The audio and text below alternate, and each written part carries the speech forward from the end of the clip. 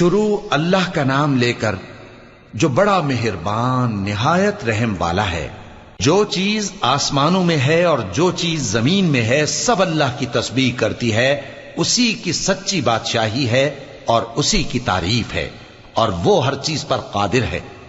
وہی تو ہے جس نے تم کو پیدا کیا، پھر کوئی تم میں کافر ہے اور کوئی مومن، اور جو کچھ تم کرتے ہو اللہ اس کو دیکھتا ہے۔ اسی نے آسمانوں اور زمین کو حکمت سے پیدا کیا، اور اسی نے تمہاری صورتیں بنائیں اور صورتیں بھی اچھی بنائیں، اور اسی کی طرف تمہیں لوٹ کر جانا ہے۔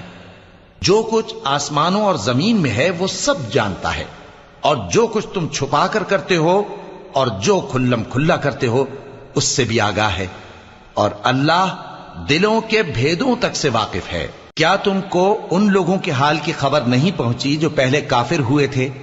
تو انہوں نے اپنی کرتوت کی سزا کا مزہ چکھ لیا، اور ابھی دکھ دینے والا عذاب اور ہونا ہے۔ یہ اس لیے کہ ان کے پاس پیغمبر کھلی نشانیاں لے کر آتے تو وہ کہتے کہ کیا ایک آدمی ہمیں ہدایت کرے گا؟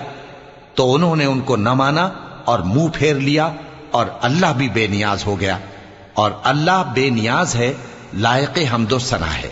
جو لوگ کافر ہیں ان کا اعتقاد ہے کہ وہ دوبارہ ہرگز نہیں اٹھائے جائیں گے۔ کہہ دو کیوں نہیں؟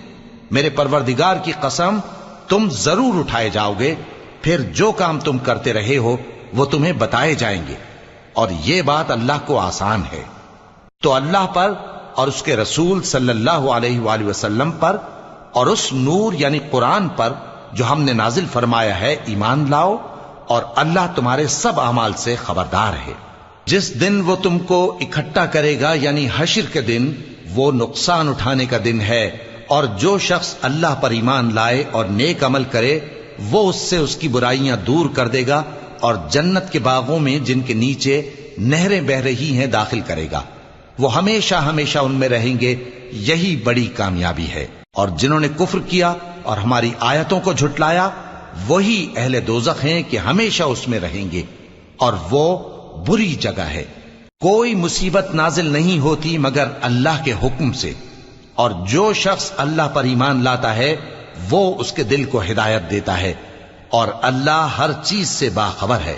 اور اللہ کی اطاعت کرو اور اس کے رسول کی اطاعت کرو، پس اگر تم منہ پھیر لوگے تو ہمارے پیغمبر کے ذمے تو صرف پیغام کا کھول کھول کر پہنچا دینا ہے۔ اللہ جو معبود برحق ہے اس کے سوا کوئی عبادت کے لائق نہیں، تو مومنوں کو چاہیے کہ اللہ ہی پر بھروسہ رکھیں۔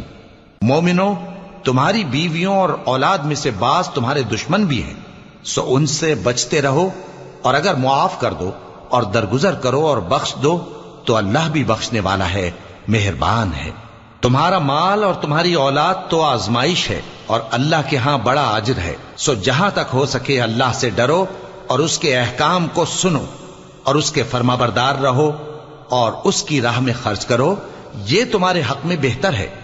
اور جو شخص طبیعت کے بخل سے بچایا گیا تو ایسے ہی لوگ راہ پانے والے ہیں۔